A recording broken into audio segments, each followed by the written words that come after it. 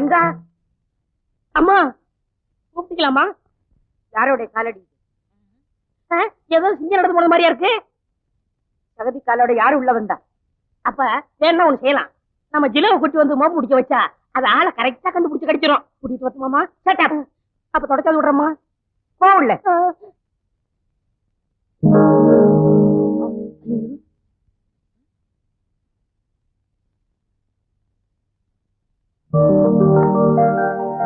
Good morning தலைவரே.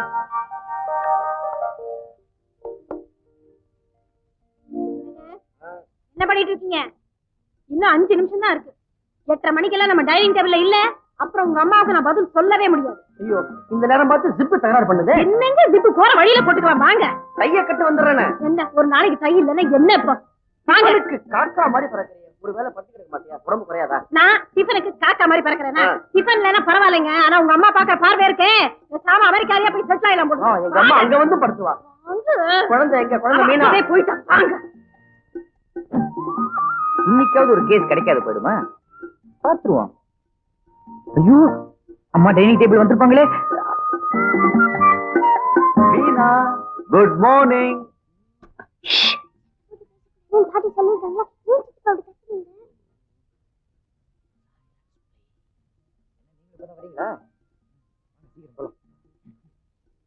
என்னடா ராஜா, வீட்டு சாப்பாடா? ஆமா. என்ன இந்த ஜோல்ல பையன் நீ விடுறதா இல்லையா? அந்த பையன் மட்டும் எதுவும் சொல்லாத. ஒரு நாள் இல்ல ஒரு நாள் அதுக்குள்ள இருக்கிற கருப்பு கோட்டை வெள்ளை எடுக்க தாண்ட போறேன். எடுத்துட்டு போற.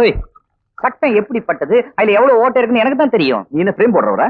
வக்கீல்டா your honour. Objection overruled. சர்வாதிகார ஆட்சிக்கு முடிவு கட்டுங்கள். மக்களாட்சி மலரட்டும், காட்டு தரப்பார் ஒழியட்டும். இந்த நாட்டிலே நடக்கின்ற கொடுமைகள் ஒழிக ஒழிக ஒழிக. எல்லாரும் ஒழிக சொல்லுங்கடா.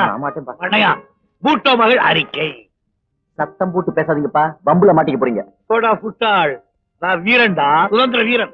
எப்படி இந்த இந்தியா சுதந்திரம் இல்லாம தவிச்சதோ அதே மாதிரி நானும். எத்தனை வருஷம் வயசு என்ன? 32. 32 வருஷம் 10 மாசம் சுதந்திரம் இல்லாம தவிச்சண்டா. எந்த தனியும் இந்த சுதந்திர தாகம். கொஞ்சம் தண்ணி கொடுமா. அத்தா வரட்டு மாமா. அன்னைக்கு வஉசி செக் இழுத்தாரு. இன்னைக்கு நீங்க பேசுறது அம்மா காதுல விழுந்துச்சு. உங்களை மாவாட்ட விட்டுருவாங்க. எல்லாம் உங்க அம்மா பெரிய மங்கம்மா. எனக்கு முன்னால தலைகுறியவனாடா அந்த நாய். உங்ககிட்டயா? நிஜமாவா?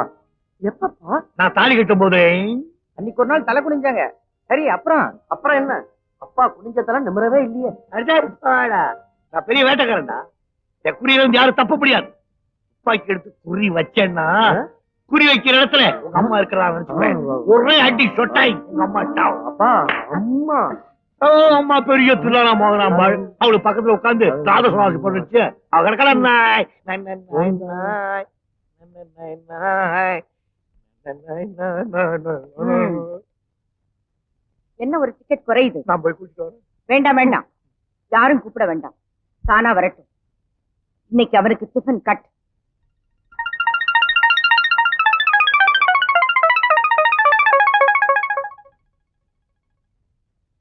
ஏண்டா லேட் ஆயிடுச்சு.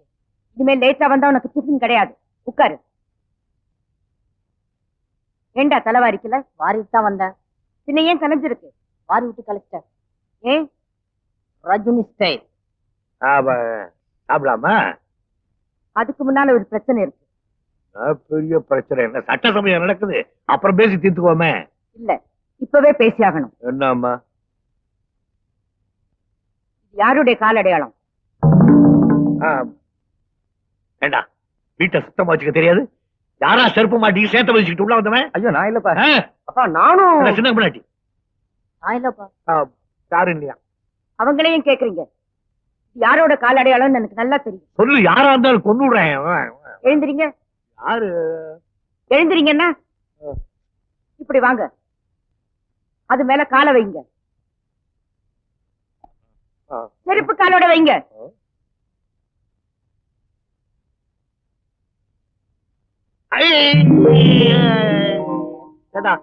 செருப்பு பார்வா போட்டு வந்து படம் சொல்லிக்கல.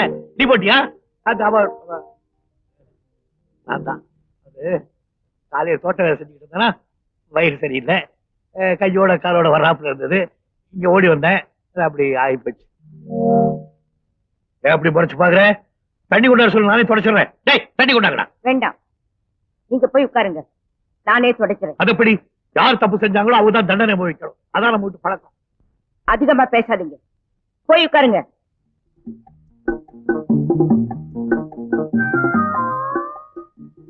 அப்பா இப்போ பிளட் பிரஷர் எப்படி இருக்கு? இவருக்கு நல்லா தானப்பா இருந்தது. எப்போ உங்க அம்மா என்ன பார்த்தாலோ ஏத்தி. ராஜா, அம்மா. நான் என்ன சொல்ல வந்தேன்னா, அப்பாவுக்கு மறுபடியும் இசிஜி எடுக்கணும். சரிம்மா. நான் கிளப் வரைக்கும் போயிட்டு வரேன். அம்மா, என்ன? சேகரன் கல்யாண விஷயமா என் ஃப்ரெண்டோட சிஸ்டர் சொல்லியிருந்தேன். அது யூனிவர்சிட்டியில டென்னிஸ் சாம்பியன் சொன்னியா, அவதானே? ஆமாம்மா. சேகர் ஜோடி பொறுத்த ரொம்ப நல்லா இருக்குமா. என் வீட்டுக்கு டென்னிஸ் சாம்பியன் தேவையில்லை. குடும்பத்தையும் வீட்டையும் காப்பாத்துற மாதிரி குத்து வழக்காட்ட ஒரு மருமகன் வந்தா போதும். நான் வரேன். சரிம்மா. அண்ணே, பாத்தியா அம்மா என்ன சொல்லிட்டு போறாங்கன்னு? நம்ம சேகரனுக்கு ஒரு காவி வேஸ்ட் வாங்கி கொடுத்து காசி ராமேஸ்வரன் பொடி நடையா நடக்க சொல்ல வேண்டியதான். அப்புறம் பின்ன என்ன, பொண்ணு குத்து விளக்கு மாதிரி வேணுமா? அவ்வளவு சார்பா எங்கேயா கிடப்பாளா? ஒண்ணு வேணா பண்ணலாம், நம்ம பூஜை ரூம்ல இருக்க விளக்க கொண்டு போய் சேகரன் ரூம்ல வச்சிடலாம். ஆமா, நீ யாரையா லவ் பண்றியா? ஏண்டா? அப்படி லவ் பண்ணான்னு வச்சுக்க, பொண்ணை இழுத்துட்டு ஓடிடு. இல்லன்னா இந்த ஜென்மத்துல உனக்கு கல்யாணம் நடக்காது. ஏண்டா சின்ன பையன் பேசுற பேச்சாடது? ஆமா, நீ யாரையா லவ் பண்றியா? நம்ம சூப்பர் ஸ்டார் ரஜினிகாந்த்.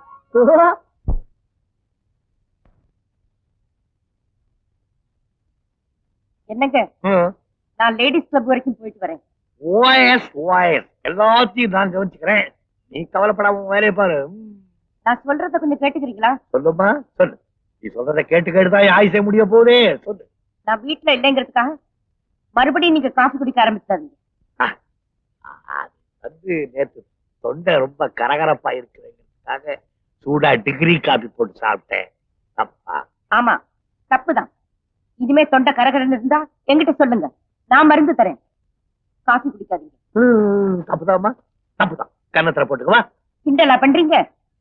வரைக்காதம்மா, வரைக்காது. எனக்கு தெரியாதா என்ன? நீ எதுக்காக சொல்ற? ஹெல்த்துக்காக தானே சொல்றேன். லேடிஸ் கிளப்புக்கு போறதா சொன்னீங்க, போயிட்டு வா. லேடிஸ் எல்லாம் உனக்காக காத்து போற வழியில நான் போட்ட அந்த ரோஜா செடி பார்த்துட்டு போ. எவ்வளவு அழகா பூத்துருக்கு பாரு. இல்லாத ரோஜா. ராஜேஸ்வரிமா, உண்மையிலேயே சொல்றேன், உங்க ரெண்டு பேரையும் பார்க்கும்போது பரமேஸ்வரனும் பார்வதி மாதிரி இருக்கீங்க. சாட்சாத் அந்த ராமனும் சீதை மாதிரி இருக்கீங்க. ஏன் முள்ளு ரோஜாவை மாதிரி சொன்னேன்? ரோசா நான் முள்ளுன்னு சொன்னேன். தப்பா? சரிங்க. என்ன முதலியார், இந்த வீட்டுல மூத்த பையனு கல்யாணம் முடிஞ்சதே எங்களை எல்லாம் மறந்துட்டீங்களா? ஐயோ, இன்னும் 2 பையங்க இருக்காங்க, கல்யாணத்துக்கு ஞாபகம் இருக்கட்டும். சங்கரா, நம்ம சேகருக்கு ஒரு நல்ல பொண்ணா பாரு. என்னமாடாப்பா உன் கைராசி. அயாடி பொண்ணு இந்த வீட்டுக்குள்ள நுழைஞ்சாலும் நுழைஞ்ச உடனே ஊமையாயிடாளுவல, வாயை தச்சு புறாளுவலாம். பாருப்பா ராஜசேகர், மதுரையில எனக்கு ஒரு ஃப்ரெண்ட் இருக்கான். அவனுக்கு கல்யாண வயசுல ஒரு பொண்ணு இருக்கா. நல்ல அழகான பொண்ணு, தங்கமான குணம், நல்லா படிச்சிருக்கா. அவ பேர் கூட சரஸ்வதி. அந்த பொண்ணோட அப்பா பேரு ராமநாதன். அவருக்கு போடியில காஃபி எஸ்டேட் எல்லாம் இருக்கு. அப்போ பொண்ணு வரும்போது காஃபி எஸ்டேட்ட தலையில தூக்கிட்டு வருவா. நம்ம தினம் டிகிரி காஃபியா போட்டு சாப்பிடுவோம். கொஞ்சமாவது சீரியஸா இருக்க மாட்டீங்களா? ஏன் முதலியார், அந்த பொண்ணை பார்க்கலாமா? ஏற்பாடு பண்ணிட்டா போகுது. நீங்க பேசிட்டு இருங்க, உங்களுக்கு டீ அனுப்புறேன். அம்மா, காஃபி தான் பிடிக்கும், கொஞ்சம் நிறையவே அனுப்புங்க. காஃபி நிறைய எதுக்கு? குடிக்கிறதுக்கா குளிக்கிறதுக்கா?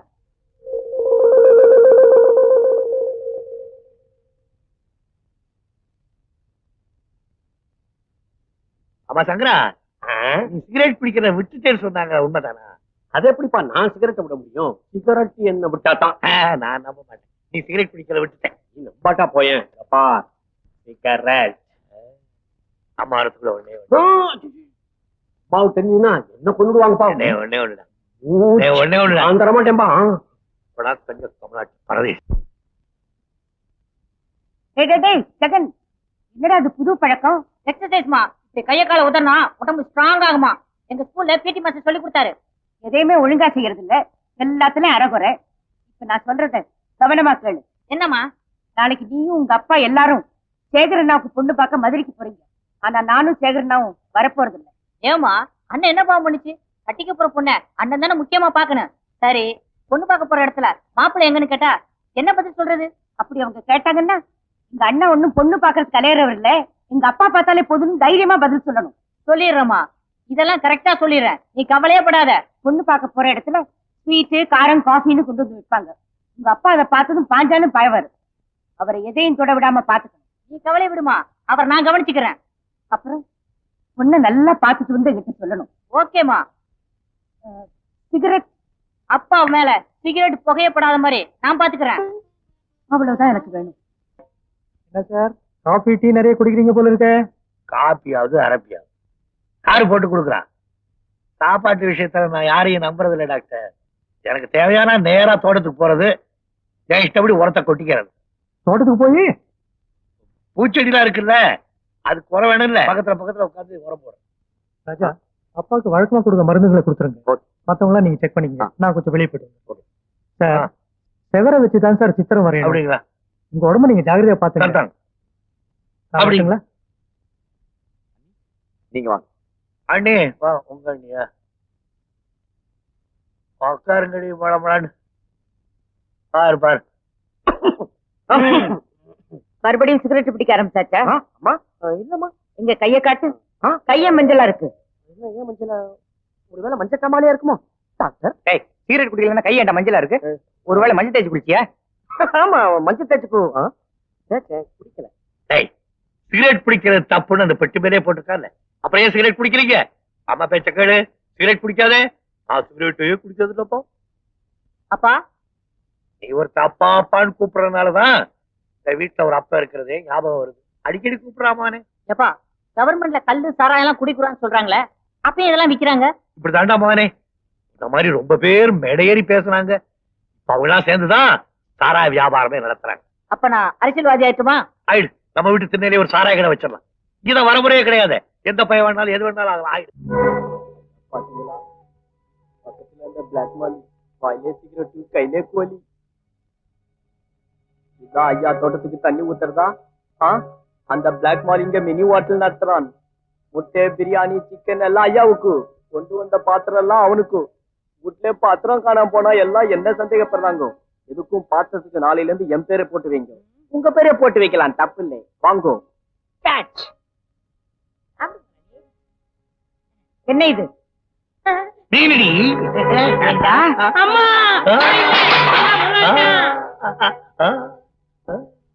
செய்யற தப்பையும் செஞ்சுட்டு தலை குடிஞ்சிட்டு அப்படி மாசம் 3000 4000 டாக்டருக்கு கொட்டிட்டு இருக்கு. நீங்க நடனா எனக்கு தெரியாம கோழி முட்டை பிரியாணி இதெல்லாம் சாப்பிட்டுட்டு இருக்கீங்க. இதுல சிகரெட் வேற. ஏண்டா, ஐயா தான் கேட்டாருன்னா உனக்கு எங்கடா புத்தி போச்சு? நான் சொன்னம்மா ஐயா தான். இன்னைக்கு கோழி கேட்பாரு, நாளைக்கு பாட்டில் கேட்பாரு, அப்புறம் என்னென்னமோ கேட்பாரு. செய்வியாடா? அதெல்லாம் கேப்பீங்க. ரொம்ப கண்டிச்சிங்க, எல்லாத்தையும் கட்டலாம். அம்மா ஐயா இதெல்லாம் கேட்க மாட்டாங்க. வாய மூடு. இந்த வீட்டுல யாராரும் எப்படி கவனிச்சுக்கணும்னு ஒரு லிஸ்டே கொடுத்திருக்கேன்ல, அதை தூக்கி எறிஞ்சிட்டு தாறுமாறா நடக்கிறவனுக்கு இந்த வீட்டுல வேலை கிடையாது. அம்மா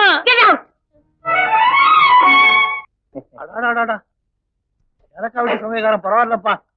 மீன் கோழி முட்டை இன்னும் கொஞ்ச நாள்ல நம்ம ஊர்ல ஒண்ணு பாக்கி இருக்காது, எல்லாத்தையும் அவிச்சு கொட்டிடுவான். அடேப்பா, எவ்வளவு பெரிய பீஸ். ஐயப்பா ஒண்ணா முதலாளி, உங்களை தவிர மீது எல்லாரும் இந்த ஐட்டம் சாப்பிடலாம். அப்பா, நான் என்ன பாவம் பண்ணேன்?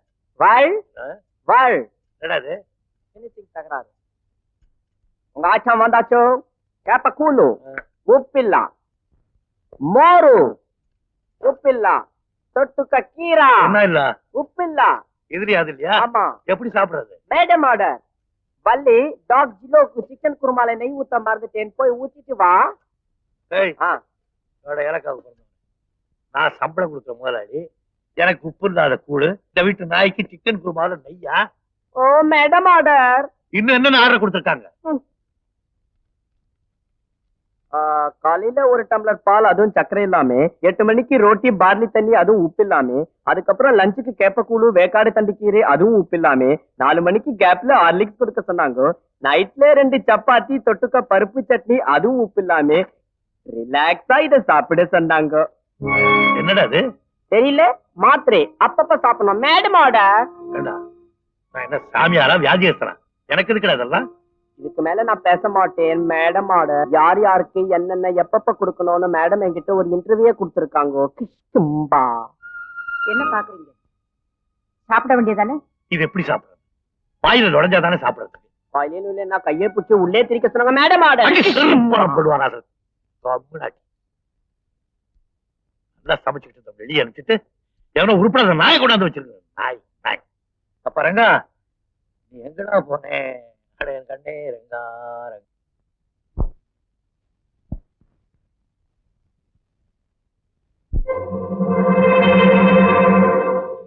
ஏய், Rajeswari take it easy man, take it easy. நம்ம வெட்டிங் டேங்கிறதுனால குழந்தைங்க தமாஷா ஆடி பாடிட்டு இருக்காங்க. தப்பா? தாராளமா ஆடட்டும் பாடட்டும் கூத்தடிக்கட்டும். நானா வேண்டாங்கிறேன். குடியிருக்கிற வீட கிளப் ஆக்கினாலும் சரி, இல்ல கிளப்லயே போய் குடியிருந்தாலும் சரி, அவங்க இஷ்டம். எல்லாரும் என் கட்டுப்பாட்டு கடை நடக்கணுங்கிற பொல்லாப்பு எனக்கு எதுக்கு? இத சொல்றதுக்காகத்தான் எல்லாரும் இங்க வர சொல்லி. ஏய் லுக்கியர், பேசுறத பார்த்தா ஏதோ ஒரு ரகட பண்ணுவ போறது. அவங்க வந்த உடனே அவங்க கிட்ட எது பேசலாம் இருந்தாலும் கொஞ்சம் யோசனை பண்ணி பேச, அவ்வளவுதான். நல்லா யோசனை பண்ணி தான் பேசுறேன்.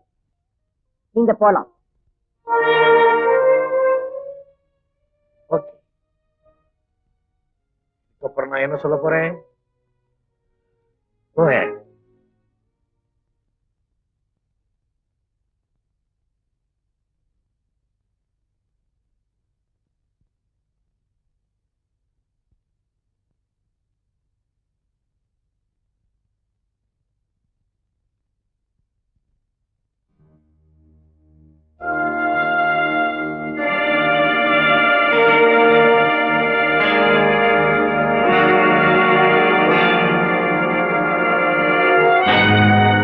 நான் உங்களை என்ன எதுக்காக வர சொன்னேன்னு உங்களுக்கு தெரியும்னு நினைக்கிறேன். சுதந்திரம் கட்டுப்பாட்டை பத்தி உங்களுக்கு எல்லாம் நல்லா தெரியும். இருந்தாலும் சொல்றேன், ஒரு தாய் தன்னோட குழந்தைக்கு உடம்பு சரியில்லைன்னா டாக்டர் கிட்ட கூட்டிட்டு போவாங்க. அந்த டாக்டர் மருந்து கொடுப்பாரு. மருந்து கசக்கத்தான் செய்யும். மருந்து கசக்கிறதுங்கிறதுக்காக அந்த தாய் குழந்தைக்கு மருந்து கொடுக்கலன்னா குழந்தை உயிரோட பார்க்கவே முடியாது. அந்த மாதிரிதான் குடும்பம்னு எடுத்துக்கிட்டா தாய்கிட்டயோ தகப்புங்கிட்டயோ பிள்ளைங்க கட்டுப்பட்டு தான் ஆகணும். அந்த கட்டுப்பாட்டுலயும் கசப்பு இருக்கதான் செய்யும். ஆனாலும் அதை கடைப்பிடிச்சுதான் தீரணும். அப்படி கடைப்பிடிக்கலன்னா வீடு வீடா இருக்காது, சுடுகாடா மாறிடும். இத்தனை வருஷமா நீங்க எல்லாரும் என் சட்ட திட்டங்களுக்கு கட்டுப்பட்டு தான் இருந்தீங்க. என்னைக்கு அந்த லட்சுமி இந்த வீட்டுல அடி எடுத்து வச்சாலோ அன்னைக்கு என் சட்ட திட்டங்களுக்கு கரையான் பிடிக்க ஆரம்பிச்சிருச்சு.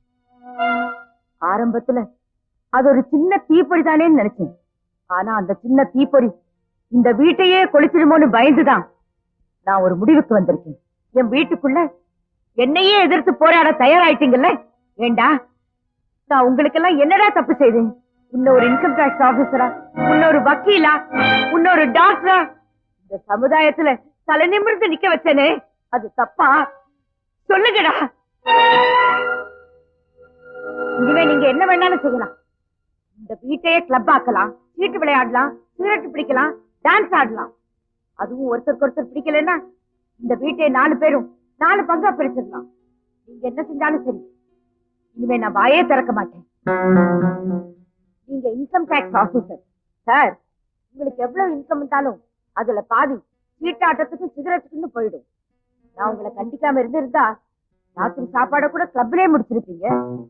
ஆனா இங்க உங்க பொண்டாட்டி உங்களுக்காக ராத்திரி பூரா முழிச்சிட்டு இருக்கணும் இல்ல? வக்கீல் சார், நீங்க வக்கீலுக்கு படிச்சிருக்கீங்க. கம்பீரமா கருப்பு கோட்டை மாட்டிக்கிட்டு கோர்ட்டுக்கு போறதுக்கு பதிலா தோல்ல ஜோல்னா பைய தொங்க விட்டுருக்கீங்க. எதுக்காக? என்னைக்காவது ஒரு நாள் ஒரு கேஸ் கிடைக்காதான். அந்த ஆசை எனக்கு மட்டும் இல்லையா? இந்த கட்டிட்டு இருக்கால அந்த பொண்டாட்டிக்கு இல்லையா?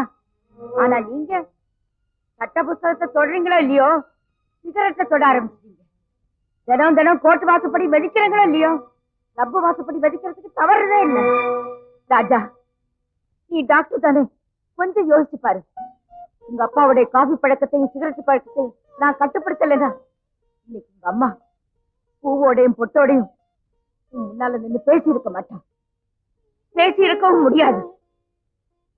இவன் நேற்று பெஞ்ச மழையில முளைச்ச காளா மாதிரி தினந்தோறும் பாட புஸ்தகத்தை படிக்கிறான்னு இல்லையோ, சினிமா பாட்டு புஸ்தகம் மனப்பாடம்.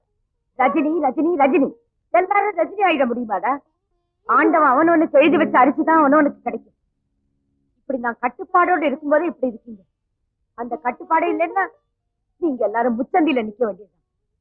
அதுக்கு நீங்க எல்லாம் தயாரா இருக்கும்போது நான் இதுக்கு தடையா இருக்கணும்? ஏமா, வருங்காலத்துல என்ன போல ஒரு குடும்ப தலைவி ஆக வேண்டிய நீ ஆம்பளை வேஷம் போட்டு ஆட்டம் ஆடுற, அவ பாட்டு பாடுறான். எள்ளு போட்டா கொல்லா விளையும், இந்த சின்ன குட்டி இந்த வயசுல தில்லான ஆடுறான். கண்டிக்க வேண்டிய பெரியவங்களே கட்டுப்பாடு இல்லாம இருக்கும்போது அவ என்ன பண்ணுவா? இன்னைக்கு தில்லான ஆடுவா, நாளைக்கு தெருவில் வந்து ஆடுவா. அம்மா நாங்க செஞ்சதெல்லாம் எந்த விதமான விளக்கம் எனக்கு தேவையில்லை. இன்னையில இருந்து உங்களுக்கெல்லாம் முழு சுதந்திரம் கொடுத்திருக்கேன். நான் தான் உங்களை எல்லாம் முதலியார் கொண்டு விட்டு கல்யாணத்துக்கு போக சொன்னேன். ஆனா இப்ப சொல்றேன், இஷ்டப்பட்டவங்க போகலாம். திரும்பி வந்ததும் அவங்க உங்களுக்கு தனி கொடுத்த ஏற்பாடு பண்றேன். உங்க வெட்டிங் ஆனிவர்சரி வருஷத்துல ஒரு நாள் வருதுன்னு நாங்க கொஞ்சம் அதிகமாவே நடந்துட்டோம். எங்களை மன்னிச்சிருங்க. மன்னிக்கிறதுக்கு இனிமே நான் யாரு?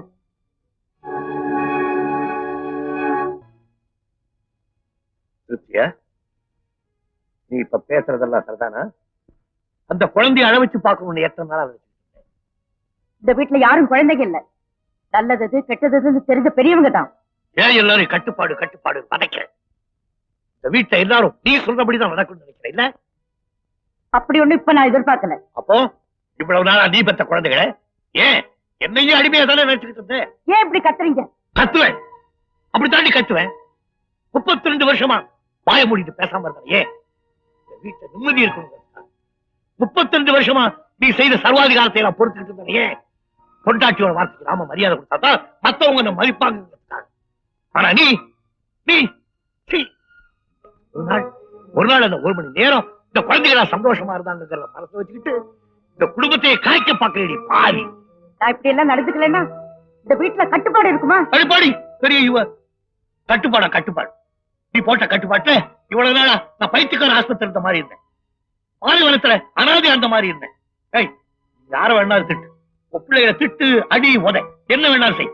ஆனா ஒண்ணும் தெரியாத அந்த மண்ணு அந்த லட்சுமியை திட்ட பாரு, தாண்டி என்னால தாங்க முடியல. அவ எதுக்காக இங்க வந்தா? சாப்பாட்டுக்கெல்லாம் வந்தாளா?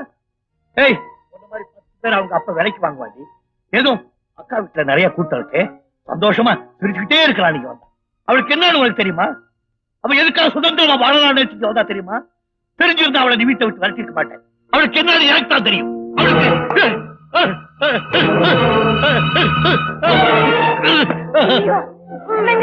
என்னாச்சு உங்களுக்கு?